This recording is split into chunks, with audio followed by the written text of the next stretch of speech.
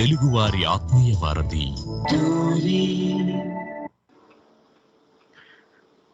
తెలుగువారి ఆత్మీయ వారధి టోరీలో సైన్స్ అవర్ కార్యక్రమానికి స్వాగతం. ఈ సైన్స్ అవర్ని సైన్స్ ఫర్ సొసైటీ మరియు Babu Gogineni humanist and rationalist arena వారి సౌజన్యంతో మీ ముందుకు తీసుకొస్తుంది మీ ఆర్జే ప్రసాద్ ఇందుకూరి. ఈరోజు మన కార్యక్రమంలో మన శ్రోతలందరికీ ఒక తీపి కబురు ఉండబోతోంది. సో జ్యోత్స్న గారు ఒక గెస్ట్ ని తీసుకొచ్చారండి. ఆవిడ ఎవరు, ఏం చేస్తున్నారు, ప్రస్తుతం ఏం చేస్తున్నారు, అంటే ఈ కరోనా సిచ్యువేషన్ లో ఏం చేస్తున్నారు, అండ్ అలాగే ఆవిడ చెబుతున్న కథ ఏమిటి, ఆ తీపి కథ ఏమిటి అన్నది మనం తెలుసుకుందాం. వెల్కమ్ టు సైన్స్ అవర్ అండి జ్యోత్స్న గారు అండ్ ప్రతిభా లక్ష్మి గారు.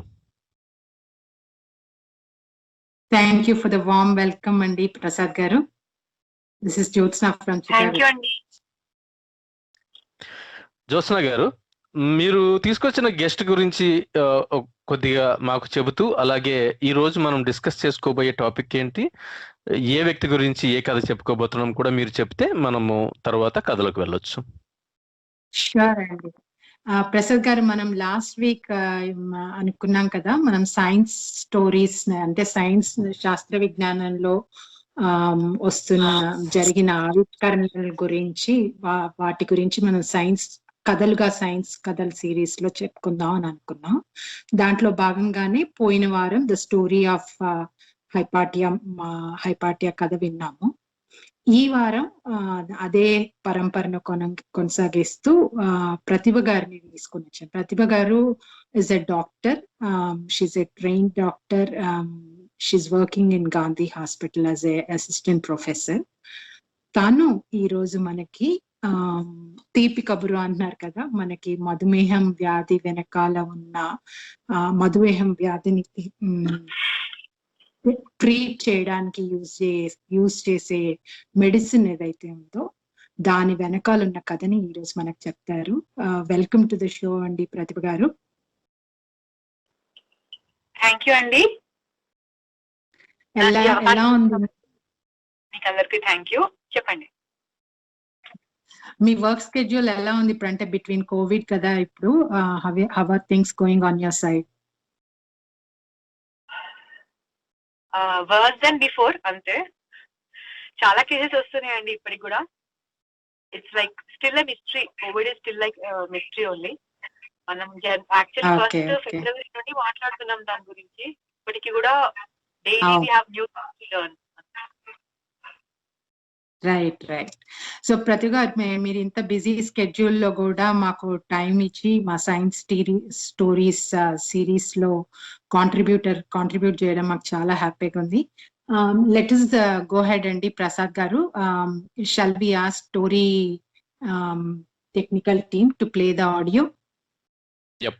ఓకేనండి, మనం అది విన్న తర్వాత మనం మాట్లాడవచ్చు. యా టోరీ టెక్నికల్ టీమ్ మాకు ఆడియో క్లిప్ ప్లే చేస్తారా కొంచెం? నేను doctor Prathibha Lakshmi. Science for society మరియు Babu Gogineni humanist and rationalist arena వారు సంయుక్తంగా సమర్పిస్తున్న ఈ సైన్స్ స్టోరీస్ కార్యక్రమానికి స్వాగతం. అజ్ఞానం వలన అపోహలకు లొంగకుండా విజ్ఞానం మీద ఆసక్తి కలిగించి మానవాళి ఎదుగుదలకు దోహదపడే దిశగా వారి వివేకాన్ని పెంచేలా ఈ సైన్స్ స్టోరీస్ సాగుతున్నాయి. సైన్స్ సాధించిన ఎన్నో విజయాలను ఆసక్తికరంగా కథల రూపంలో అందరికీ తెలియజేయడం మా ముఖ్య ఉద్దేశం. ఇందులో భాగంగా ఇవాళ మనం first true miracle drug insulin యొక్క డిస్కవరీ గురించి తెలుసుకుందాం. మనిషిలోని ఎడతెరిపి లేని సత్యాన్వేషణ మనిషిని ఎన్నో మైలురాళ్లను దాటించింది. అందులో ఒకటే ఈ డిస్కవరీ ఆఫ్ ఇన్సులిన్. మన ముఖ్య కథలోకి వెళ్లే ముందు మనం ముందుగా డయాబెటిస్ వ్యాధి గురించి, అంటే మధుమేహం లేదా షుగర్ వ్యాధి గురించి కొద్దిగా తెలుసుకోవాలి.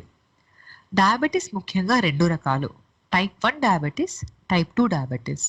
టైప్ 1 డయాబెటిస్ అనేది మన శరీరంలో ఇన్సులిన్ అనే ఒక హార్మోన్ పూర్తిగా లోపించడం వల్ల కలిగే వ్యాధి. కాబట్టి ఇది ఎక్కువ వరకు చిన్న వయసు వాళ్ళలో కనిపిస్తుంది. ఈ వ్యాధి సోకిన వారు చాలా వరకు ఇన్సులిన్ లేకపోతే, మనం ఇన్సులిన్ చికిత్సలో ఇవ్వకపోతే ఎక్కువ కాలం బ్రతకలేరు. టైప్ 2 డయాబెటీస్ అనేది శరీరంలో ఇన్సులిన్ ఉత్పత్తి తక్కువగా ఉండడం వల్ల లేదా ఇన్సులిన్ సరిగ్గా ఉపయోగించుకోలేకపోవడం వల్ల, అంటే ఇన్సులిన్ రెసిస్టెన్స్ వల్ల కలిగే వ్యాధి. ఇది ఎక్కువ వరకు మధ్య వయస్సు వాళ్ళకి చూస్తుంటాము. సో మన కథ మొదలైన 20వ శతాబ్దపు మొదటి దశాబ్దంలో, అంటే 1921 సంవత్సరానికి ముందు మనకు డయాబెటీస్ అనే ఒక వ్యాధి గురించి తెలుసు, కానీ దానికి చికిత్స ఇన్సులిన్ అనే హార్మోన్ గురించి తెలీదు. సో టైప్ 1 డయాబెటీస్ ఉన్న పేషెంట్స్ చాలా చిన్న వయసులోనే చాలా నీరసంగా అయిపోయి, బక్కగా అయిపోయి మరణిస్తూ ఉండేవారు. దానికి మనం ఏం చేయలేకపోయే వాళ్ళం.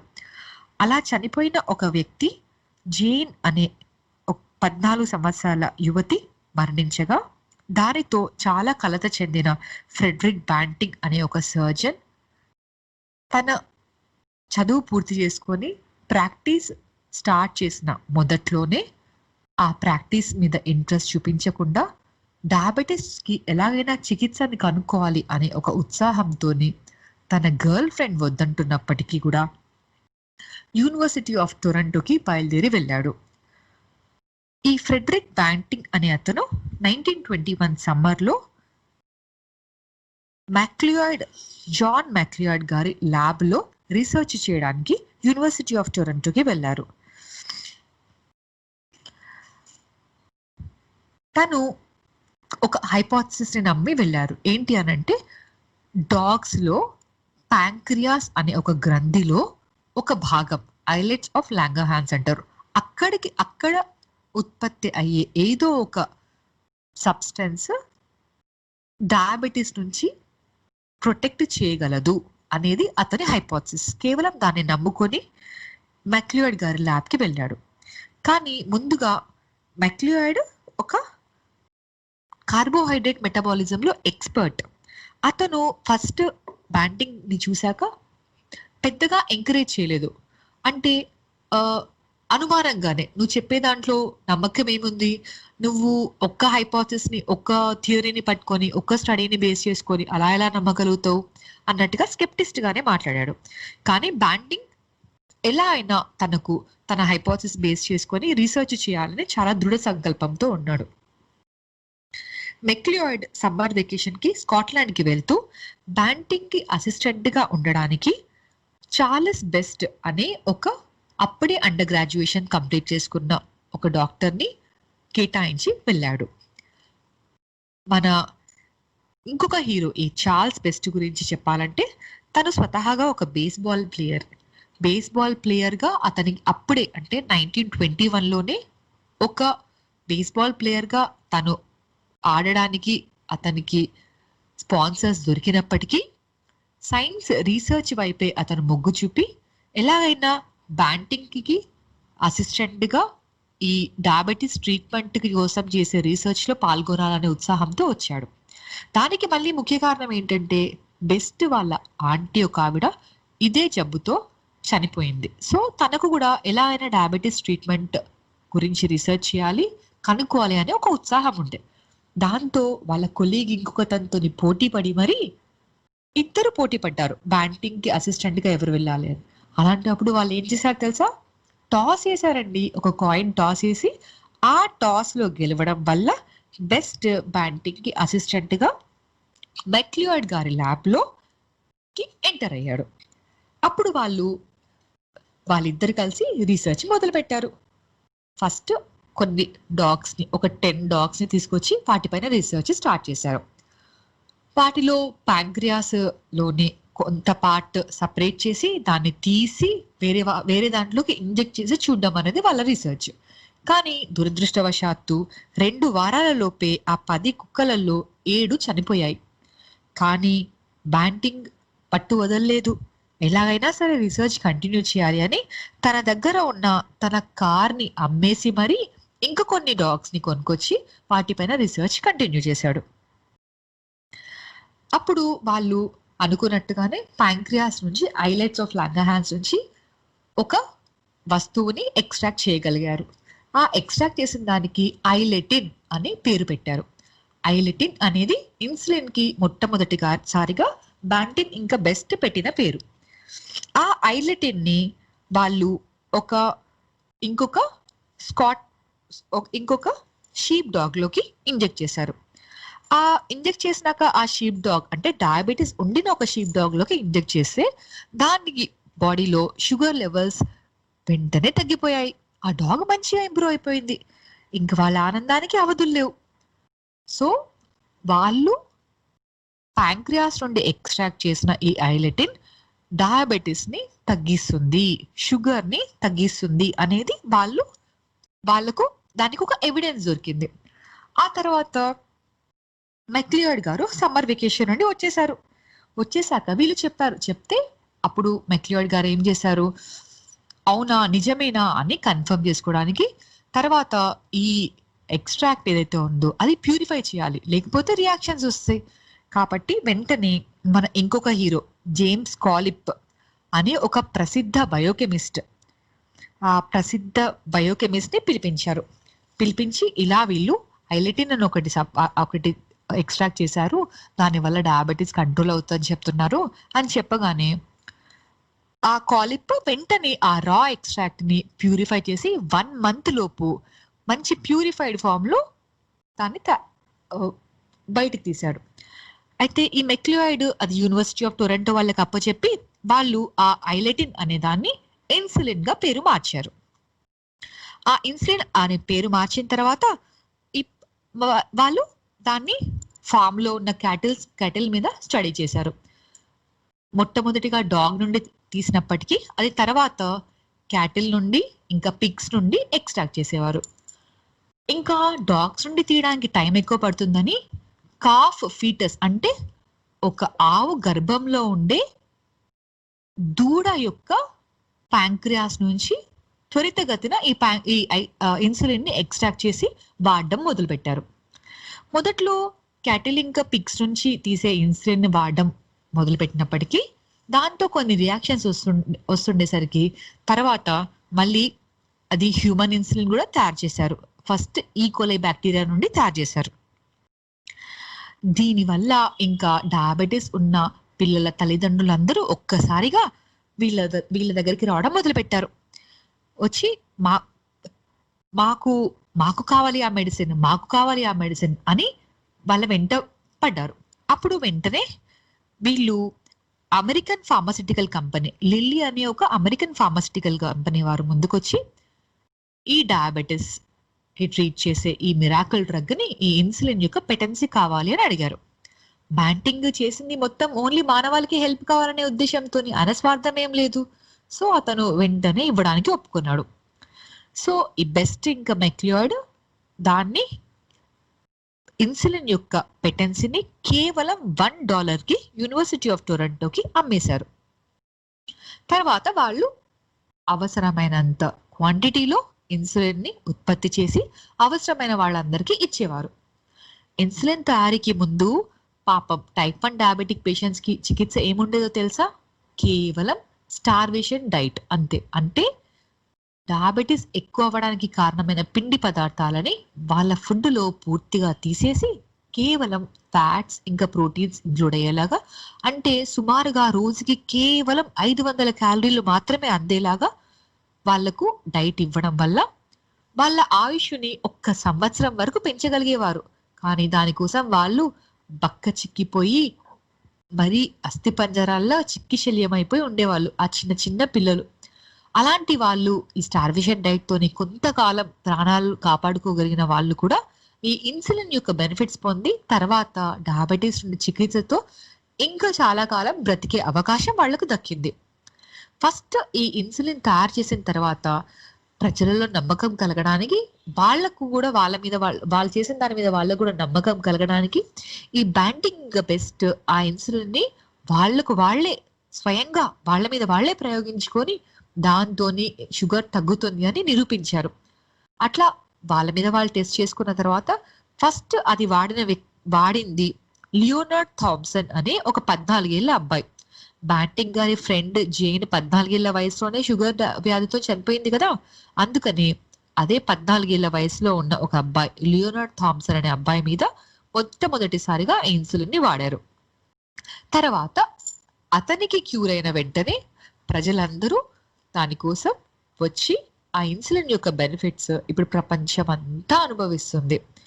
ప్రపంచవ్యాప్తంగా దాదాపు 500 మిలియన్ల జనాభా డయాబెటీస్ తోని బాధపడుతున్నారు ఈ కాలంలో.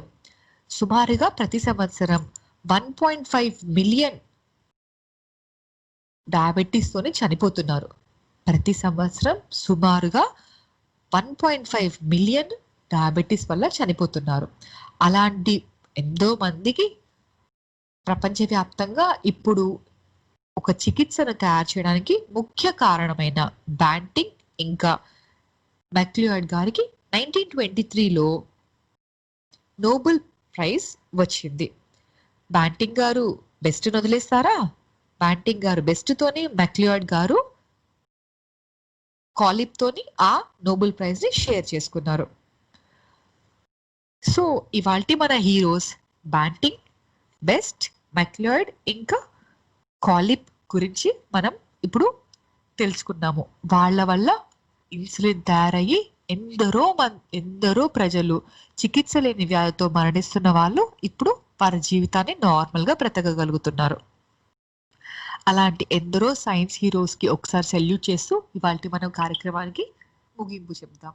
Thank you.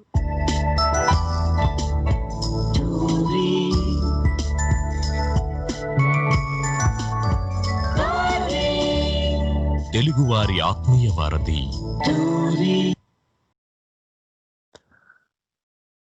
థ్యాంక్ యూ ప్రతిమ గారు. చాలా మంచి ఇన్స్పైరింగ్ స్టోరీ చెప్పారండి. అంటే హలో అండి, హలో చెప్పండి. వినపడుతుంది. ఓకే, థ్యాంక్ యూ అండి ఫర్ యువర్ టైమ్ అండ్ మీరు రీసెర్చ్ చేసి దాని గురించి, అలాగే మీరు అదే ఫీల్డ్ లో ఉన్నారు కాబట్టి మీ ద్వారా ఫ్రెడరిక్ బ్యాంటింగ్ అండ్ వారి స్నేహితుల వారితో పాటుగా ఈ ప్రయోగాల్లో పనిచేసి వాళ్ళ లైఫ్ ని మానవాళి కోసం త్యాగం చేసిన సైన్స్ హీరోల కథల్లో డెఫినెట్ గా ఫ్రెడరిక్ బ్యాంటింగ్ గారిది చాలా ఇన్స్పైరింగ్ స్టోరీకే మనం చూడవచ్చు. అంటే మనం చూస్తే గనక ఆయనకి వచ్చిన మోటివేషన్ అంటే ఆయన వాస్తవ పరిస్థితుల్లో ఆయన ఎక్స్పీరియన్సెస్ కానీ వాళ్ళ దగ్గర వాళ్ళ ఎక్స్పీరియన్సెస్ కానీ వాళ్ళ అసహాయతని ఈ రకరకాల ఇన్ఫెక్షన్స్ ఆర్ జబ్బులు లేదంటే ఈ పరిస్థితుల్లో మనం కండిషన్ అనుకున్నా కానీ ఈ డయాబెటీస్ అన్నది అంటే కొన్ని శతాబ్దాల కాలంగా మానవుడికి ఈ దాని గురించి కొద్దిగా తెలిసినా కానీ దాన్ని ఏమీ చేయలేని పరిస్థితి, లేదంటే కొన్ని నాటు వైద్యాలు, లేదంటే మీరు అన్నట్టుగా ఈ డైట్ అనేది రిస్ట్రిక్ట్ చేసేసుకోవటము లాంటి ఈ పద్ధతుల ద్వారా మహా అయితే కొద్దిగా ప్రొలాంగ్ చేయటం, 1 సంవత్సరము 6 నెలలు ప్రొలాంగ్ చేయటం తప్పితే వేరే ఏ రకమైనటువంటి ఎఫెక్టివ్ మెడిసిన్ లేదా ట్రీట్మెంట్ అన్నది లేని ఇలాంటి కండిషన్స్, ఇలాంటి డిసీజెస్ ఇలాంటి జబ్బులని వాటి అంతు తేల్చాలి, అది కారణం అన్వేషించాలి, దాని గురించి ఏమిటి, ఎక్కడ ఉన్నది, ఎవరెవరు దాని మీద వర్క్ చేశారు అని. అంటే అంతకుముందు ఆయన ఈ న్యూఎన్ఎన్ అలాగే ఓపి షార్పే స్కఫర్ అని కొంతమంది రాసిన పేపర్లు కానీ అవి చదవటం, అలాగే వాటిలో ఉన్న హైపోథెసిస్ ని లేదంటే పాయింట్స్ ని ఈయన హైపోథెసిస్ కింద తీసుకొని వాటి మీద ఫర్దర్ గా స్టడీ చేస్తూ ఎక్స్పెరిమెంట్స్ చేస్తూ అందులో మళ్ళీ ఎప్పటికప్పుడు వచ్చిన ఎవిడెన్స్ ని తీసుకుంటూ ఆ ఎక్స్పెరిమెంట్స్ చేయటానికి కూడా ఆయనకి అవసరమైన టైము, ఎఫర్ట్, మనీని ఆయనే సమకూర్చుకుంటూ అంటే డబ్బులు లేని పరిస్థితుల్లో ఆయన కారుని లేదా వేరే వస్తువుల్ని అమ్మేసి మరి ఆయన ఓన్ గా ఫండ్ చేసుకుంటూ దీనికి ఎలాగైనా సరే ఒక మందుని, ఒక మార్గాన్ని కనుక్కోవాలి. ఆయన పడ్డ తపనని, ఆయన చేసిన త్యాగాన్ని, ఆయన స్పెండ్ చేసిన ఎఫర్ట్ ని అంతటినీ నిజంగా తలుచుకుంటే చాలా ఇన్స్పైరింగ్ గా ఉందండి. జ్యోత్స్న గారు, మీరు చెప్పండి, how do you feel about the story అండి? డెఫినెట్లీ వెరీ ఇన్స్పైరింగ్ అండి. మనం మామూలుగా అంటే సైన్స్ లో మొరాలిటీ ఏముంది అన్నట్టుగా మాట్లాడతారు కదా. అంటే మనకి when we want to have some morals, మనం మామూలుగా మోరల్ స్టోరీస్ వినడము, లేకపోతే ఇది భగవద్గీత ఇలాంటివన్నీ వింటుంటాం. అవి వింటే దాని నుండి మనం మొరాలిటీ నేర్చుకొని మన లైఫ్ లో అప్లై చేసుకోవచ్చు అని అంటుంటారు. కానీ మొరాలిటీ అనేది సైన్స్ లో కూడా it's very inherent to science by nature. Morality it's part of science culture అని మనకి ఈ స్టోరీ ద్వారా తెలుస్తుందండి. అంటే ఆయన అకుంఠిత దీక్ష గాని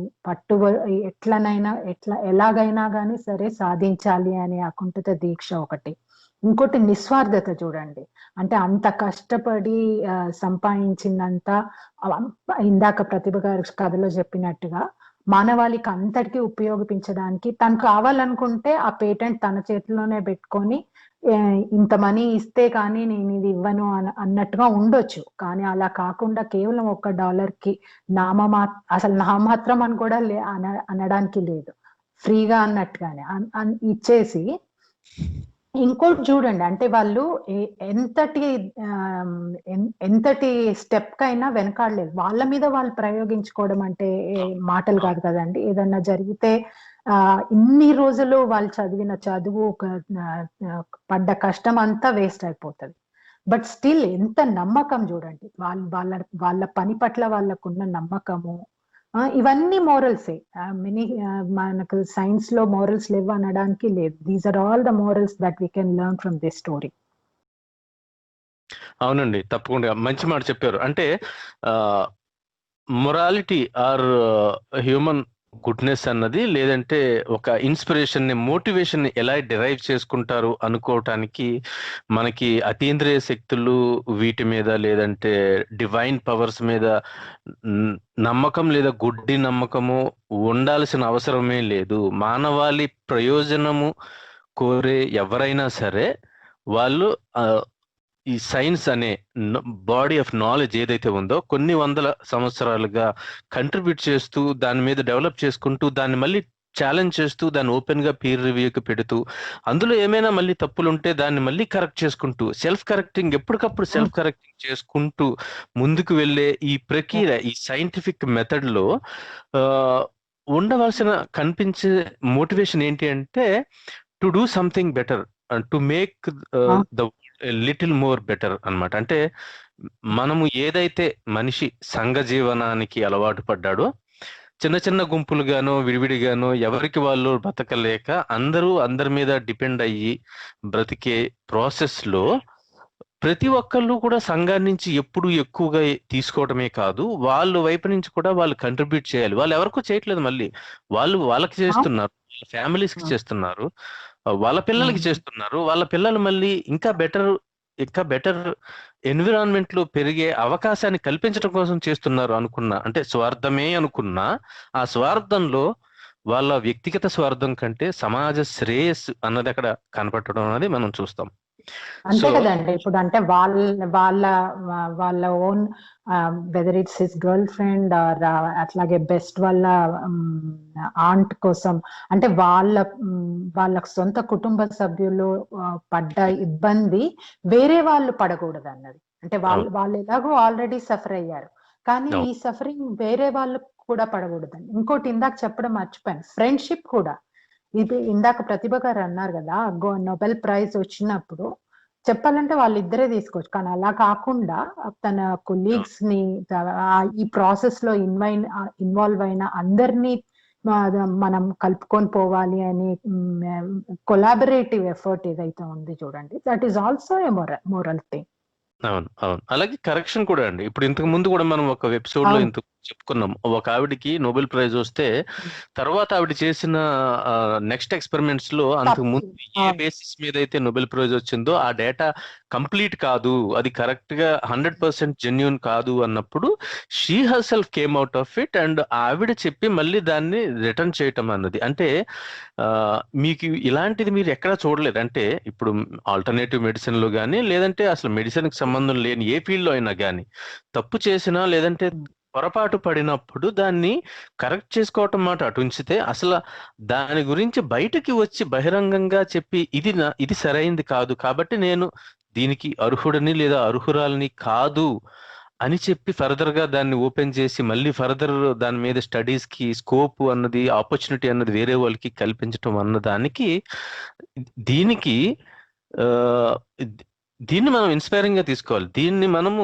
మోటివేషన్ గా తీసుకోవాలన్నమాట. అంటే ఒక సమాజం పట్ల, మన చుట్టూ ఉన్న వాళ్ళ పట్ల మనం బాధ్యతగా ఆ ఉండటం అన్నది దానికి సైన్స్ లో ప్రాథమికంగా ఉంటుంది. మీరు చూస్తే ఇంకొకటి కూడా, ఎప్పుడైనా సరే మనకి సైన్స్ ఆవిష్కరణలు ఏది చేసినా ఇప్పుడు జరుగుతున్న వాటి కరోనా యాంటీ వ్యాక్సిన్ తో పోల్చుకున్నా గానీ ఎప్పుడు కూడా మానవుడు చేసిన ఆవిష్కరణలు, అది సైన్స్ ఆర్ టెక్నాలజీ, అంటే ప్రకృతి సూత్రాలను కనుగొనటం లేదా ఆ సూత్రాలని వాడుకొని మానవాళికి ఉపయోగపడే పనిముట్లు కనుక్కోవటం, ఇలాంటిది ఏది జరిగినా గానీ మనకి ఎప్పుడు కూడా మనకి ఇనిషియల్ గా కనీసం చాలా ఫండింగ్ అండ్ మనీ అవసరమైన ఉన్న దానికి కంపెనీలు డబ్బులు పెడతాయి కాబట్టి eventually they will look for profits, అంటే they want to get out with some money out of it. There is no other way, otherwise fundings కూడా రావు. కాబట్టి మనకి దీన్ని సైన్స్ వ్యతిరేకించే వాళ్ళు ఏం చెప్తారంటే మనుషుల్ని దోచేస్తున్నారని, ఈ అన్ని ఇలా అంటే డబ్బులు అన్నది ఒకటే కాదండి పాయింట్. అక్కడ డబ్బులు ఎందుకంటే డబ్బులు ఖర్చు అవుతాయి కాబట్టి. We're in an economy, open ఎకానమీలో ఉన్నప్పుడు if you don't have funds you cannot do experiments and you cannot come up with new inventions or discoveries. కానీ ఆ పాయింట్ ఒకటే కాకుండా అంటే మేబీ ఒక 10 years 20 years మహా అయితే వాళ్ళకి పేటెంట్ ఉండొచ్చు, ఇనిషియల్ గా ఎక్కువ ప్రాఫిట్స్ వాళ్ళకి వెళ్ళొచ్చు, కానీ they will open it up for the entire human kind. అంటే ఒక మతంలో కాదు, ఒక జాతిలో కాదు, ఒక నమ్మకంలో కాదు, ఒక దేశంలో కాదు, ఖండాంతరాలుగా ప్రతి మానవుడికి కూడా మానవాళి. అవును, సైన్స్ ఆవిష్కరణలను ఎప్పుడు ప్రతి ఒక్కరికి ఉపయోగపడ్డాయి. అంతేగాని నాకెవరు సిద్ధులు చెప్పారు, మా వంశంలో 30 తరాలుగా మేము చేస్తున్నాం, లేదంటే 7 తరాలుగా మా తాత ముత్తాతకి ఎవరో సాధు వచ్చి చెప్పాడు ఆకుపసరు అది వేసుకుంటే అందరికి, అంటే దానికి పరిశీలన కానీ, ఫాల్సిఫైబిలిటీ కానీ, క్రాస్ వెరిఫికేషన్ కానీ, ఎవిడెన్స్ కానీ, ఎక్స్పెరిమెంట్స్ కానీ, టెస్ట్స్ కానీ, రిజల్ట్స్ కానీ, పీర్ రివ్యూస్ కానీ, ఎక్కడైనా పబ్లిష్ చేయటం కానీ, దాన్ని ఓపెన్ ఛాలెంజ్కి పెట్టడం కానీ, ఏ రకమైనటువంటి డాక్యుమెంటేషన్ కానీ, దానికి కారణం ఏంటి అని ఎక్స్ప్లెనేషన్ కానీ ఏ బేసిస్ లేకుండా గుడ్డిగా నాటు వైద్యాలకి చేయటానికి ఎవిడెన్స్ బేస్డ్ గా, అంటే ఎక్స్పెరిమెంట్ చేసి సాక్ష్యాధారంగా, అంటే అగైన్ మళ్ళీ హలో అండి, సారీ కట్ అయిందండి, నాకు వినిపించలేదు, అందుకని మీరు నా దగ్గర ఈ తపన, అంటే ఆయన చేసిన ఎక్స్పెరిమెంట్, ఆయన చేసిన త్యాగము and modern evidence based science గురించి చెప్తున్నాను. సో ప్రతిభ గారు వెల్కమ్ అండి. ప్రతిభ గారు కూడా లైన్ లోకి వచ్చారండి మనకి షోలోని. సో ఇంతకు ముందు కూడా మాట్లాడారు, సారీ కదా. సో ప్రతిభ గారు మీరు చెప్పండి, మీరు ఈ డయాబెటిస్ గురించి చెప్పారు సరే, కానీ మనకి ఇప్పుడు మన శ్రోతల కోసం ఇది డయాబెటిస్ లో either type 1 or type 2 or రెండిటికి కూడా విషయంలో మనము ప్రికాషన్స్ ఏమైనా తీసుకుని వాటిని ప్రివెంట్ చేయవచ్చా, లేదంటే అంటే లైఫ్ స్టైల్ చేంజెస్ కానీ, డైటరీ రెస్ట్రిక్షన్స్ కానీ, చేంజెస్ కానీ చేసుకుని మనం ప్రివెంట్ చేయగలమంటారా?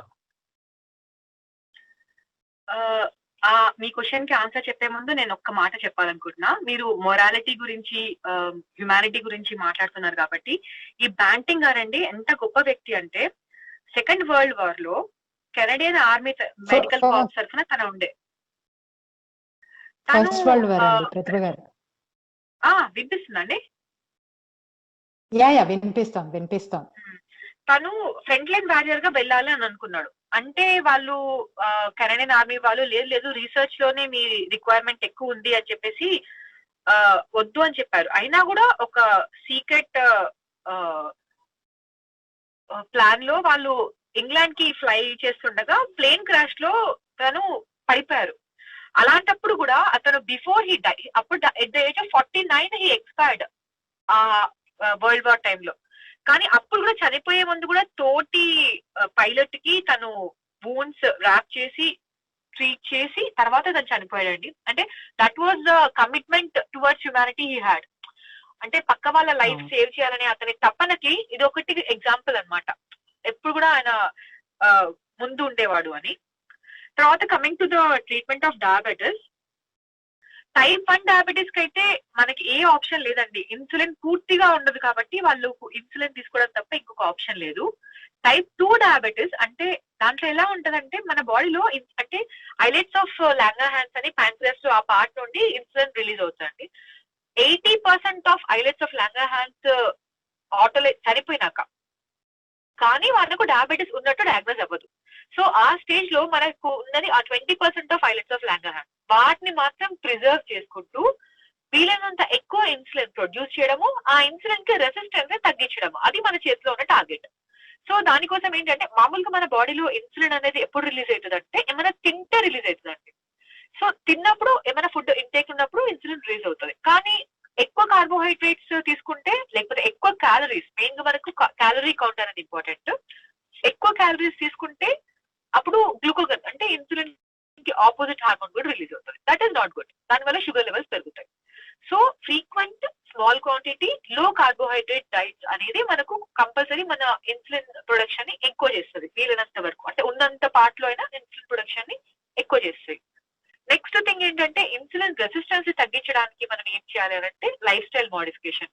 లైఫ్ స్టైల్ మోడిఫికేషన్ అంటే జస్ట్ వాకింగ్, రెగ్యులర్ ఎక్సర్సైజ్ అలాంటి వాటితోని, తర్వాత లో కార్బోహైడ్రేట్ డైట్ తోని, వెయిట్ రిడక్షన్ తోని మనం ఇన్సులిన్ రెసిస్టెన్స్ తగ్గించగలుగుతాము. అవి ఇనిషియల్ స్టేజెస్ లో they are really of very good help. Dieting lifestyle modification తోని ఉండే అంత insulin improvement, I mean diabetes improvement ఇంకా ఏ మెడిసిన్స్ కూడా, ఏ సింగిల్ డ్రగ్ తోని కూడా ఉండవండి. So they definitely play a very good role. అవునండి, థ్యాంక్ యూ అండి క్లారిఫికేషన్ ఇచ్చినందుకు ఆ విషయంలో. మనకి డేటా ప్రకారం చూస్తే కనీసం 90 minutes walking or any reasonable physical activity ఉన్నప్పుడు ఇది 28% దాకా టైప్ 2 డయాబెటీస్ ని అరికట్టగలిగే అవకాశం ఉందన్నట్టుగా తెలుస్తుంది. సో మరి ప్రివెన్షన్ గురించి బాగానే చెప్పారు. మరి క్యూర్ విషయం ఏంటంటారు? అంటే వచ్చిన తర్వాత మనకి ఇప్పుడు modern evidence based science use చేసుకుంటే ఇన్సులిన్ అన్న ఈ డయాబెటీస్ కంట్రోల్లో ఇన్సులిన్ పాత్ర ఎంత ఉంది? ఇంకా వేరే ఏమైనా ట్రీట్మెంట్ మెథడ్స్ కానీ ఏమైనా కూడా ఉన్నాయా ఆప్షన్స్? అంటే అపార్ట్ ఫ్రమ్ టాబ్లెట్స్, అంటే ఇన్సులిన్ కూడా ఐ థింక్ టాబ్లెట్స్ రూపంలో లేదంటే ఇంజెక్షన్ రూపంలో కూడా యూజ్ చేయటం అన్నది నాకు తెలుసు వ్యక్తిగతంగా. సో ఇది ఎలా ఉంటుంది, ఎన్ని రకాలుగా ఉంటుంది అంటారు? ఇన్సులిన్ ఎర్లీ స్టేజెస్ అంటే ప్రీ డయాబెటిక్ స్టేజ్ లో కొంతవరకు మళ్ళీ మనము అంటే నాన్ డయాబెటిక్ లాగా వెళ్ళొచ్చు, కొంచెం ఛాన్స్ ఉంటుంది. దానికి మెయిన్ వెయిట్ రిడక్షన్ ఇంకా లైఫ్ స్టైల్ మోడిఫికేషన్ తోని. ఎర్లీ ప్రీ డయాబెటీస్ లో మాత్రమే. ఒక్కసారి ఎస్టాబ్లిష్ డయాబెటీస్ అంటే చెప్పాను కదండి 20% ఉంటాయి. సో మనం వెనక్కి మళ్ళీ తీసుకోవడం అనేది కుదరదు. ఆ 20% మనకు సరిపోయేలాగా మనం బాడీ వెయిట్ రెడ్యూస్ చేయడము, ఆ ఇన్సులిన్ సెన్సిటివిటీని పెంచడం చేయగలుగుతాం. అది ఓన్లీ ప్రీ డయాబెటీస్ లో. ఎస్టాబ్లిష్డ్ డయాబెటీస్ లో కంప్లీట్ క్యూర్ అనేది నాట్ పాసిబుల్. ఇంకొకటి most important thing, insulin only injection ఉంటుందండి. ఇన్సులిన్ కి టాబ్లెట్స్ ఉండవు. షుగర్ టాబ్లెట్స్ మిగతావన్నీ కూడా ఏంటంటే ఇన్సులిన్ సెన్సిటివిటీని పెంచేవి, లేకపోతే డిఫరెంట్ వేరే మెథడ్స్ లో షుగర్ లెవెల్స్ తగ్గించేవి. అంటే ఫర్ ఎగ్జాంపుల్ మనం తినే ఫుడ్ లో షుగర్ కంటెంట్ అబ్జార్బ్ అవ్వకుండా ఆపే మెడిసిన్స్, లేకపోతే యూరిన్ లో షుగర్ పోయేలాగా, దానివల్ల మన బ్లడ్ లో షుగర్ తగ్గేలాగా అట్లా చేసే మెడిసిన్స్, లేకపోతే మన బాడీలో ప్రొడ్యూస్ అయ్యే ఇన్సులిన్ సెన్సిటివిటీ అంటే దాని ఎఫికసీని పెంచే లాంటి మెడిసిన్స్ అలా ఉంటాయి. ఇన్సులిన్ మాత్రం ఓన్లీ ఇంజెక్షన్ ఫామ్ లో మాత్రమే ఉంటుందండి. ఓకే, అంటే ఇంజెక్షన్ ఫామ్ లో తీసుకునేది ఇన్సులిన్, అంటే బ్లడ్ లో ఉండే గ్లూకోజ్ ని మెయింటైన్ చేయటం, అలాగే ఆ గ్లూకోజ్ సెల్స్ కి చేరువయ్యేలాగా చేయగలిగేది ఇన్సులిన్. కానీ ఈ టాబ్లెట్స్ పరంగా తీసుకునేది ఇన్సులిన్ కి ఉపయోగించడం కాదు, అది ఉన్న గ్లూకోజ్ ని బాడీ రిసీవ్ చేసుకునే విధానాన్ని బెటర్ చేసేది అంటారా? అంతేనా? గ్లూకోజ్ ని తగ్గించేది అంటే గ్లూకోజ్ అబ్జార్బ్ అవ్వకుండా ఆపుతుంది, లేకపోతే యూరిన్ లో పోయేలాగా చేస్తుంది. లేదు అని అంటే ఉన్న ఇన్సులిన్ ని బెటర్ గా యూజ్ చేసేసి మిగతా డ్రగ్స్ అన్ని. కానీ ఇన్సులిన్ అయితే ఓన్లీ ఇంజెక్షన్ ఫామే ఉంటుంది.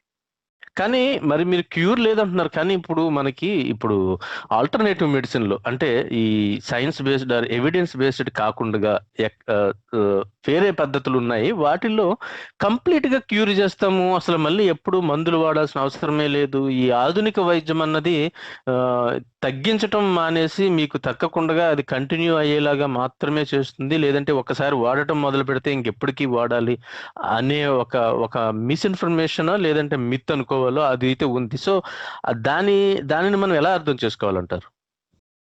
అది డెఫినెట్ గా మిస్ఇన్ఫర్మేషన్ మిత్ అండి. అదే నేను చెప్పినట్టు ప్రీ డయాబెటిక్ ఎర్లీ స్టేజెస్ లో ఉంటే కొంతవరకు ఏదైనా సరే, ఇప్పుడు వాళ్ళు కూడా మెయిన్ గా ఒకవేళ వాళ్ళు చెప్పేది డైట్ జెన్యూన్ గా ఒకవేళ యూస్ఫుల్ ఇన్ఫర్మేషన్ వాళ్ళు ఒకవేళ ఇవ్వగలిగితే ఎర్లీ డయాబెటీస్ లో కొంతవరకు ఇంప్రూవ్మెంట్ ఉంటుంది అంతే. కానీ కంప్లీట్ గా క్యూర్ అవ్వడము లేకపోతే ఎస్టాబ్లిష్డ్ డయాబెటీస్ ఉన్న వాళ్లకు క్యూర్ అవ్వడం అనేది కంపల్సరీ అది ఇంపాసిబుల్ అండి. అలాంటివి నమ్మి చాలా మంది పేషెంట్స్, నేను నా ప్రాక్టీస్ లో నేను చాలా మంది పేషెంట్స్ చూసాను, వేరే ఆల్టర్నేట్ మెడిసిన్ యూజ్ చేస్తున్నాము, సో మేము ఈ మెడిసిన్స్ మానేసాము అని చెప్పేసి షుగర్ లెవెల్స్ చాలా ఎక్కువ చేసుకొని, అంటే ఫాస్టింగ్ 300 పోస్ట్ లంచ్ 400 అలా చాలా ఎక్కువ షుగర్ లెవెల్స్ చేసుకొని వచ్చి తప్పని పరిస్థితుల్లో ఇన్సులిన్ తప్ప ఇంకో ఆప్షన్ ఉండదు. అలాంటి సిచ్యువేషన్ కి వచ్చే వాళ్ళు చాలా మంది ఉంటారు. నేనైతే పేషెంట్స్ ఒక్కటే చెప్తానండి, మీరు ఏం చేస్తారో అనవసరం, మీరు డైట్ ఒక్కటే మెయింటైన్ చేస్తారా, ఎక్సర్సైజే మెయింటైన్ చేస్తారా, వెయిట్ రిడ్యూస్ చేసుకోవడం వల్లనే కంట్రోల్ చేసుకుంటారా, ఆల్టర్నేట్ మెడిసిన్ యూజ్ చేస్తారా నాకు తెలియదు.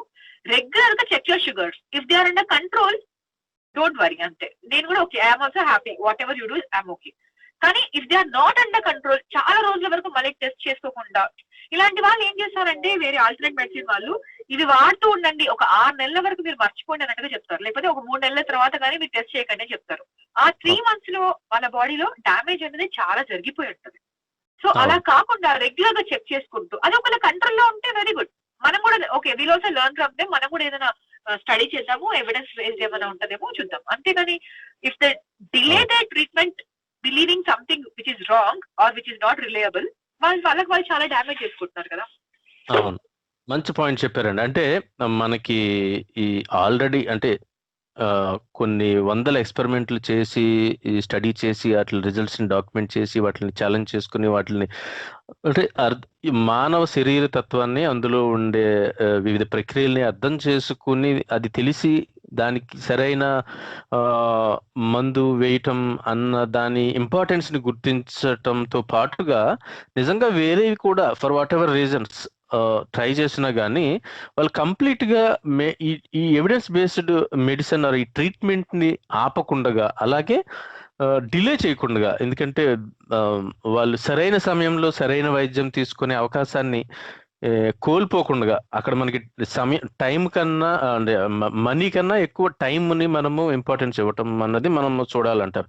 ఎందుకంటే ఆల్టర్నేటివ్ మెడిసిన్ అంటే it's not an alternative medicine as in మనం ఆ టర్మ్ వాడుతున్నాం, కానీ అంటే anything that has no scientific basis, అంటే శాస్త్రీయ ఆధారాలు ఏమాత్రము లేనిది, వాళ్ళు నమ్మకం అనొచ్చు ప్లెసిబో అనొచ్చు ఏమి చెప్పినా కానీ శాస్త్రీయ పద్ధతుల్లో అది ఎలా పనిచేస్తుంది ఎందుకు పనిచేస్తుంది అని చెప్పగలగటమే కాకుండా ఏ రకమైన ర్యాండమైజ్డ్ కంట్రోల్ ట్రయల్స్ కానీ డబుల్ బ్లైండ్ టెస్టులు కానీ ఇలాంటివి ఏమీ చెయ్యని వాటికి నిలబడలేని పద్ధతులు ఏమైతే ఉన్నాయో వాటిని నమ్ముతూ అమూల్యమైన సమయాన్ని వృధా చేసుకోవటం అన్నది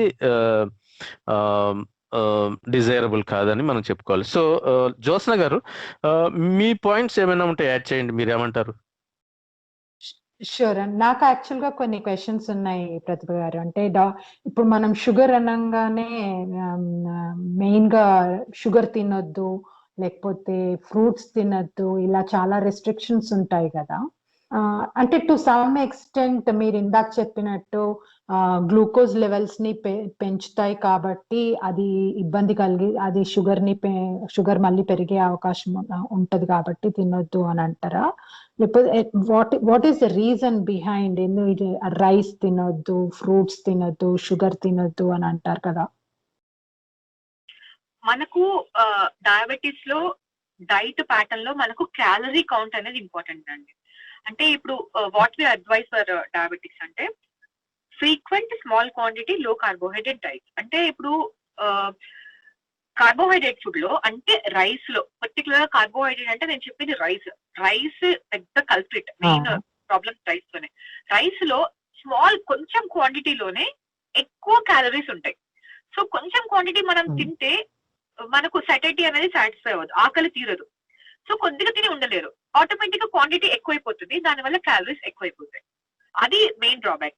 సో ఫ్రూట్స్ కూడా తినొద్దు అనేది ఎందుకు అనంటే క్యాలరీస్ ఎక్కువ ఉంటాయి అనేది. కానీ నేను మాత్రం ఎవరికి కూడా ఫ్రూట్స్ తినొద్దు అని అస్సలు చెప్పానండి. ఇన్ మోడరేట్ క్వాంటిటీ ఏదైనా తినొచ్చు, మనకు క్యాలరీ కౌంట్ అనేది ఉండాలి. అంటే ఇప్పుడు ఒకసారి నేను ఒక 3 మ్యాంగోస్ తింటాను అలా ఉండకూడదు. స్మాల్ సైజ్ మ్యాంగో అయితే 1, బిగ్ సైజ్ మ్యాంగో అయితే 1/2 తినొచ్చు, ఇట్స్ ఓకే. ఎలా అంటే 8 o'clock in the morning, 11 o'clock, 2 o'clock in the afternoon, 5 o'clock, 8 o'clock in the night. ఇట్లా 5 మీల్స్ ఉండాలి. దాంట్లో 8, 2 and 8 కొంచెం large meals, 11 and 5 small meals, అలా ఉండాలి డైట్ ప్యాటర్న్. అంటే ఫర్ ఎగ్జాంపుల్ ఈ సంబడి ఎవరైనా ఒక 8 పొద్దున బ్రేక్ఫాస్ట్ 4 ఇడ్లీస్ తినే అలవాటు ఉన్న వాళ్ళు ఉన్నారు అనుకోండి, 8కి 2 తినండి, 11కి 2 తినండి అని చెప్పాలి. అట్లా క్యాలరీ కౌంట్ ఉండాలి. ఇంకా డయాబెటిక్ డైట్ లో main fruits and vegetables should be included అండి. ఎలా అంటే మనము మన దగ్గర ఎలా అంటే ఎక్కువ స్పైసీ కర్రీస్ చేస్తారు అనుకోండి, అప్పుడు ఏమవుతుంది, రైస్ ఎక్కువ కర్రీ తక్కువ తింటారు. అలా కాకుండా సాల్ట్ ఇంకా స్పైసెస్ తక్కువ వేసి ఒకవేళ కర్రీ మైల్డ్ గా చేస్తే రైస్ ఎంత తింటారో అంత కర్రీ తినగలిగితే డెఫినెట్లీ దే ఆర్ సేఫ్. మనకు క్యాలరీ కౌంట్ ఉంటుంది. ఇప్పుడు ఇడ్లీ ఉంది, దోశ ఉంది, అవన్నీ కూడా అల్టిమేట్ గా మళ్ళీ రైస్ తోనే అవుతాయి. సో అవి ఏమి తిన్నా కూడా మనము మోడరేట్ క్వాంటిటీలో తినగలగాలి. అందుకనే ఫ్రీక్వెంట్ స్మాల్ క్వాంటిటీ లో కార్బోహైడ్రేట్ డైట్. పర్ఫెక్ట్ అండి. ఇది ఈ ఎక్స్ప్లెనేషన్ చాలా క్లియర్ గా ఉంది. ఎందుకంటే మన ఇళ్లలో ఇప్పుడు ఆల్మోస్ట్ చాలా మందికి ఇది హెరిడిటరీ కాబట్టి జనరేషన్ ఆఫ్టర్ జనరేషన్ క్యారీ అవుతుండడంతో we have been seeing our parents, I mean grandparents suffering through this and different types of diets follow కావడము అండ్ వెరీ అడమెంట్ గా ఉంటారనమాట. అంటే ఇది తినను, ఇది తినొద్దు నేను అనేసి.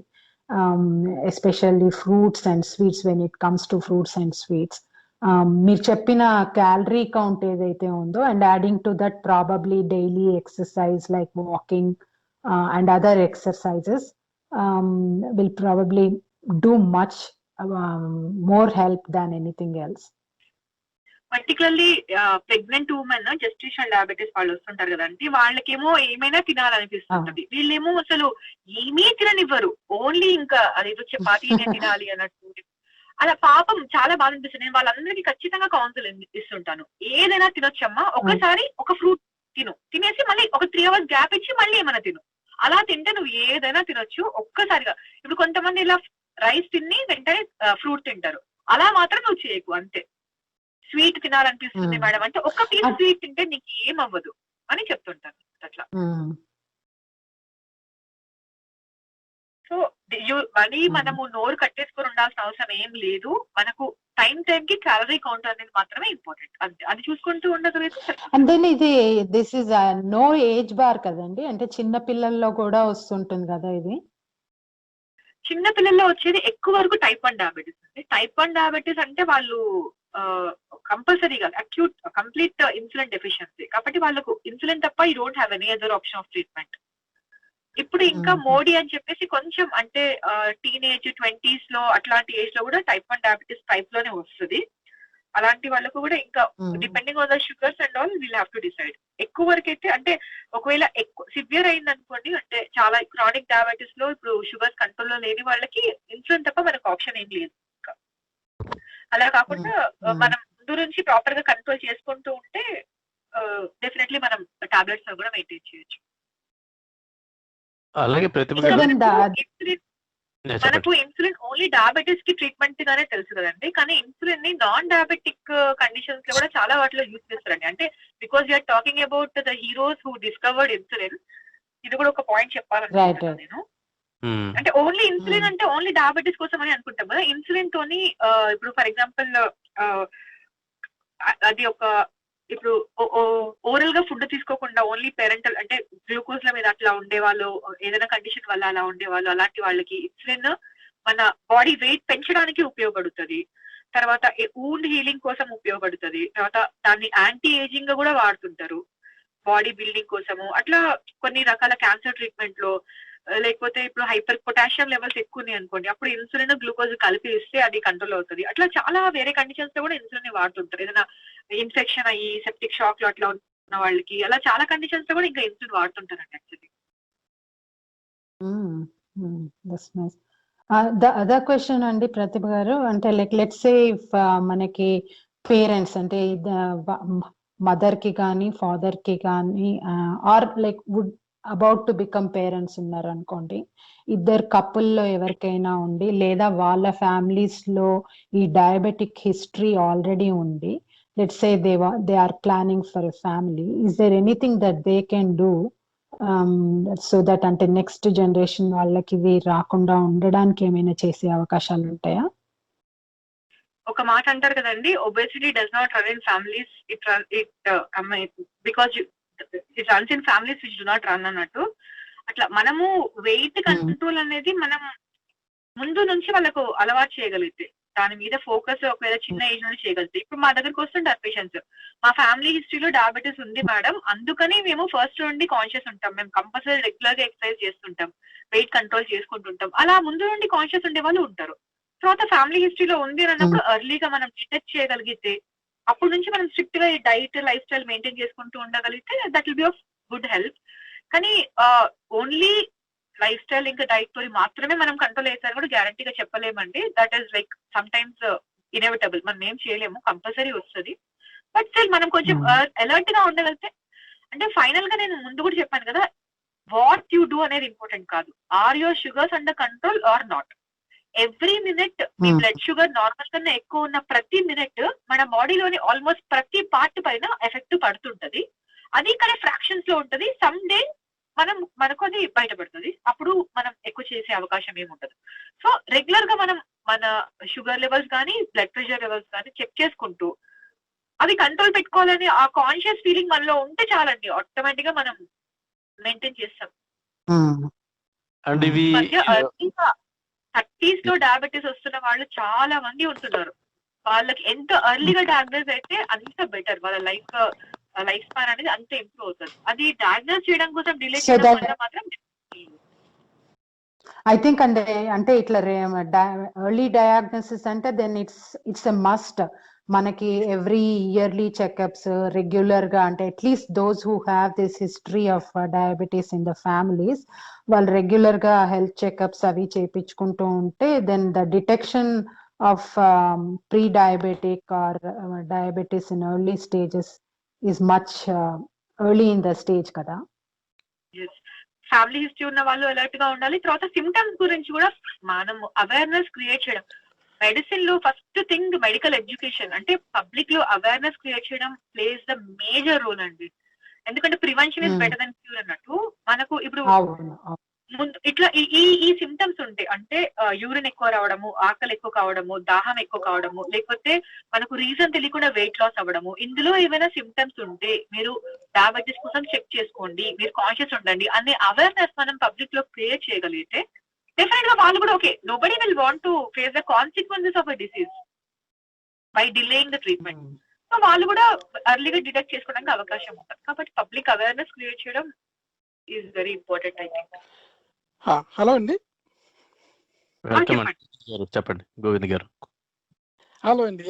లక్ష్మీ ప్రతిభ గారు కదండి స్టోరీ చదివింది? ప్రతిభ లక్ష్మి గారు. ప్రతిభ లక్ష్మి గారు, మీకు చాలా ప్రతిభ ఉందండి కథలు చదవడంలోని. అసలు అది కథ చదివినట్టు కాకుండా మీరు ఒక సైన్స్ స్టోరీని ఒక చాలా ఇంట్రెస్టింగ్ గా పిల్లలకి మీరు చెప్పడం చాలా బాగుంది. అది అంటే ప్రజల్లోని అవగాహన పెంచడానికి ఇది ఒక మార్గం అన్నమాట. అంటే మామూలుగా మనకి చందమామ కథల్లాగే కాకుండా ఈ కథను కూడా చాలా ఇంట్రెస్టింగ్ గా, ఏం జరుగుతుంది, సక్సెస్ అవుతుందా లేదా, వాళ్ళు ఎలాగ సాక్రిఫైస్ చేశారు, హ్యుమానిటీ, తర్వాత ఏమో టీమ్ వర్క్, అందులో టీంలో ఉన్న వాళ్ళని ఎలా అప్రిషియేట్ చేయాలి, ఎలాగ అందరినీ వాల్యుబుల్ గా యాడ్ చేయాలి, సక్సెస్ ని షేర్ ఎలా చేసుకోవాలి, ఆ విషయాలన్నీ చాలా బాగా చెప్పారు మీరు. సో చాలా అద్భుతంగా ఉంది ఈ సిరీస్ లో. చెప్పండి Govind garu. Prathibha garu she's a mother, so she's a mother of 2 children I believe, right Prathibha garu? అవునండి. చిన్న పిల్లలు ఉన్నారు, so it comes very naturally to her.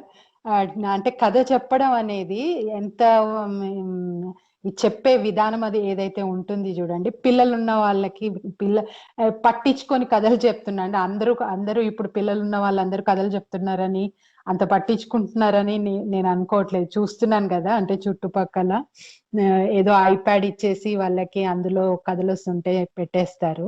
అలా కాకుండా మన పిల్లలకి మనం కథలు చెప్పుకునే అలవాటు ఉన్న వాళ్ళకి అది చాలా సహజంగా వచ్చేస్తుంది. నాకు ప్రతిభ గారు చెప్తున్నప్పుడు అదే అనిపించింది అనమాట. ఈవిడ చక్కగా వాళ్ళ పిల్లలకి కథలు చెప్తారు, వాళ్ళు ఎంజాయ్ చేస్తారు ఆ కథలు అనిపించింది. అవునండి, మేము కూడా ఏంటంటే ఇప్పుడు పంచతంత్రం కథలు చెప్తాం అన్నమాట. మా పిల్లలిద్దరికి చాలా ఇంట్రెస్ట్ పంచతంత్రం కథలు తెలుగులో అన్నమాట వాళ్ళకి. సో స్టోరీ టెల్లింగ్ అనేది ఒక ఆర్ట్ అండి. అది ఐ థింక్ ప్రతిభ గారి దగ్గర చాలా బాగుంది ఆర్ట్ అది. అంటే అందులో సైన్స్ అంటే మన సబ్జెక్ట్ ని మనం కథల్లో లాగా ఎలా చెప్పాలి అన్నది ప్రతిభ గారు నిరూపించారు. ఎక్సలెంట్ అండి, రియల్లీ చాలా బాగుందండి. మనకి ప్రతిభ గారు మనకి కరోనా విషయంలో కొన్ని వేరే ఎపిసోడ్ లో కూడా జాయిన్ అయ్యి ఆవిడ అమూల్యమైన ఫీడ్బ్యాక్ ని, నాలెడ్జ్ ని మనతో షేర్ చేసుకున్నారు. సో థ్యాంక్ యూ అండి ప్రతిభ గారు. మీకు ఈ ఈ ఈ స్టోరీ ఇది చాలా ఇన్స్పైరింగ్ గా ఉంది. అండ్ మీరు ఇదే సిరీస్ లో కూడా మీ వీలుని బట్టి మీ టైం అనుకూలించినంత వరకు ఇంకా పార్టిసిపేట్ చేసి ఇంకా మంచి మంచి సైన్స్ స్టోరీస్తో మా దగ్గరికి రావాలండి. అలాగే 2-3 విషయాలు నేను షేర్ చేసుకుంటున్నాను. అంటే ఈ ఫ్రెడరిక్ బ్యాంటింగ్ గారికి 1923లో ఫిజియాలజీ అండ్ మెడిసిన్ లో నోబెల్ ప్రైజ్ వచ్చింది. అండ్ ఐ థింక్ ఆయనకి 32వ సంవత్సరంలో వచ్చిందంటండి. He's the youngest Nobel. అవును. సో నోబెల్ ప్రైజ్ వచ్చేటప్పటికి ఉన్న వయసులో చూసుకుంటే ఆయన పిన్న వయస్కుడు. అండ్ ఆయనకి ఈ కింగ్ జార్జ్ 5 ఆయన నైట్ షిప్ ఇవ్వటం కూడా యూకేలో అన్నది కూడా మనం చూడొచ్చు. అలాగే ఆయన ఈ ఆర్థోపెడిక్ మెడిసిన్ చదవటమే కాకుండా ఈ ఆర్థోపెడిక్స్ అండ్ ఆంథ్రోపాలజీని కూడా పార్ట్ టైం ఈ యూనివర్సిటీ ఆఫ్ వెస్టర్న్ ఆంటారియోలో ట్రీట్ చేసినట్టుగా మనకి తెలుస్తుంది. అలాగే ఆయన ఫార్మకాలజీలో యూనివర్సిటీ ఆఫ్ టొరంటోలో లెక్చర్స్ ఇచ్చినట్టుగా, అలాగే వేరు ప్రదేశాల్లో చదవటము. ఆయన ఇనిషియల్ గా ఆయన ఒక సబ్జెక్ట్ లో ఫెయిల్ అయిపోతే ఆయనకి జాయిన్ అవ్వలేకపోవటము, తర్వాత మళ్ళీ వార్ టైంలో మళ్ళీ జాయిన్ అయిన తర్వాత కూడా స్పీడప్ చేసి ఎక్కువ మందిని ఆర్మీలోకి అవసరం ఉందని చెప్పి ఈ ఎడ్యుకేషన్ స్పీడప్ చేయటము, ఆ ప్రాసెస్ లో ఆయన రావటము, అలాగే ఆయన సర్జన్ కింద చేయటము, ఇవన్నీ కూడా అంటే మిలిటరీలో జాయిన్ అవటం. మళ్ళీ I think he was awarded military cross in 1919 for his heroism. And ఆయన జీవితంలో 2 సార్లు ఇది జరిగిందండి. అంటే ఆయన బాగోకపోయినా సరే ఆయన పక్కన వాళ్ళందరికీ ట్రీట్ చేయటం అన్నది అంతకు ముందు ఒక వార్లో అలాగే జరుగుతుంది. అండ్ లాస్ట్ లో ఆయన చనిపోయేటప్పటికి సమయానికి కూడా ఆయన వేరే వాళ్ళకి ట్రీట్ చేస్తూ అన్కాన్షియస్ గా వెళ్ళి చనిపోయినట్టుగా మనకి తెలుస్తుంది. సో ఇదండి మనకి ఒక వ్యక్తి ఒక వ్యక్తి అవకర్లా, ఒక సమూహం, ఒక చిన్న గ్రూప్ ఆఫ్ పీపుల్, ఒక లైక్ మైండెడ్ పీపుల్ ఎవరైనా, because it's a team work. వాళ్ళు కనీసం 5-6 కలిసి చేశారు. అంటే మెయిన్ ఈయన ఉన్నా ఇంకొక ఆయనతో షేర్ చేసుకున్న, అంటే నోబెల్ ప్రైజ్ అనేది ఇద్దరికి వచ్చింది. వాళ్ళిద్దరూ కూడా మళ్ళీ వాళ్ళ టీం అందరితోటి కూడా షేర్ చేసుకున్నట్టుగా మనకి తెలుస్తుంది. సో మోటివేషన్ తీసుకోవటం కానీ దాన్ని అంతు చూడటానికి వాళ్ళ శక్తి, సమయం, శ్రమ పడటం, వెచ్చించటం కానీ అది ఒక డాక్యుమెంటెడ్, ఒక ప్రాపర్ సైంటిఫిక్ మెథడ్ లో దాన్ని చేయటము, దాన్ని అలాగే ఆ ఇన్సులిన్ ని ఎక్స్ట్రాక్ట్ చేయటం దగ్గర నుంచి, దాని కారణాలు కనుక్కోవడం దగ్గర నుంచి, దాన్ని అడ్మినిస్టర్ చేయటం వరకు, అంటే ప్రాపర్ ఎక్స్ట్రాక్షన్ ఆఫ్ ఇన్సులిన్ అన్నది ఈ ముందు జంతువుల ప్యాంక్రియాస్ నుంచి మొదలైనా సరే, ఇప్పుడు తర్వాత మనకి ఈ కల్చర్డ్ బ్యాక్టీరియల్ కల్చర్ నుంచి కూడా ఇప్పుడు చేస్తున్నట్టుగా తెలుస్తుంది. సో అది చాలా ఇన్స్పైరింగ్ గా మనం తీసుకోవటానికి ఇలాంటి స్టోరీస్ మనకు ఉపయోగపడతాయండి. సో ఇంకా మనకి 5 minutes టైం ఉంది. జ్యోత్స్న గారు, యూ కెన్ కంటిన్యూ అండి. So we can talk for 5 more minutes or 3 more minutes. Sure. అంటే just request to the listeners, అంటే మనం ఇది ఒక సిరీస్ లాగా చేస్తున్నాము. ముందు కూడా ఇంకా మంచి కథలు, అంటే ప్రతిభ గారు ఆల్రెడీ అడిగాం మనం ప్రతిభ గారిని ఇంకా వేరే ఏవైనా స్టోరీస్ పర్స్యూ చేయమని చెప్పి. అలాగే టీమ్ ఆఫ్ నరేటర్స్ మనము టీమ్ గా ఫామ్ చేసి ఈ కథల్ని తీసుకొని వస్తున్నాం. తర్వాత ఈ కథలన్నిటిని కూడా ఒక సంకలనం లాగా తీసుకుని we have more plans ahead. అంటే సైన్స్ ని ఒక కల్చర్ లాగా మనం ముందుకు తీసుకెళ్ళాలి అనే ఉద్దేశంతో మొదలుపెట్టిన ఈ సిరీస్ ని ఇంకా బెటర్ గా చేయడానికి ఎవరైనా నేరేట్ చేయడానికి ఇష్టపడుతున్నట్లయితే, అంటే సైన్స్ ని ఒక కథలాగా చెప్పగలిగే సమర్థత వాళ్ళలో కనుక ఉంటే తప్పకుండా మనల్ని సంప్రదించవచ్చండి. Will see how we can leverage their skills in this series.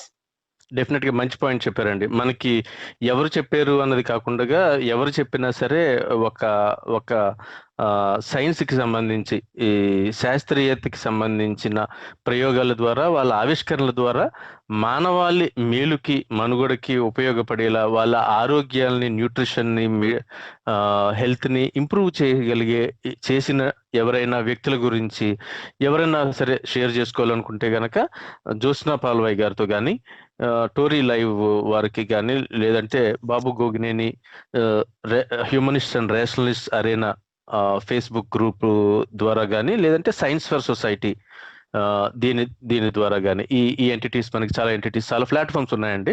So ఎవరైనా సరే కాల్ చేయండి, లేదంటే మీ అభిప్రాయాలని, మీ ఫీడ్బ్యాక్ని మాతో పాటు షేర్ చేసుకుని, అలాగే మీరు చెప్పాలనుకున్న మెసేజ్ని, మీ ఇన్స్పైరింగ్ స్టోరీస్ని మీ మాటల్లో చెప్పాలనుకుంటే గనక ఒక 15 నిమిషాలు 20 నిమిషాలకి మించకుండా ఉండేలాగా ఏమైనా స్టోరీని చేసి మనతో షేర్ చేసుకోవటమే కాకుండా you can also come join our programme and you can spread the message అండి.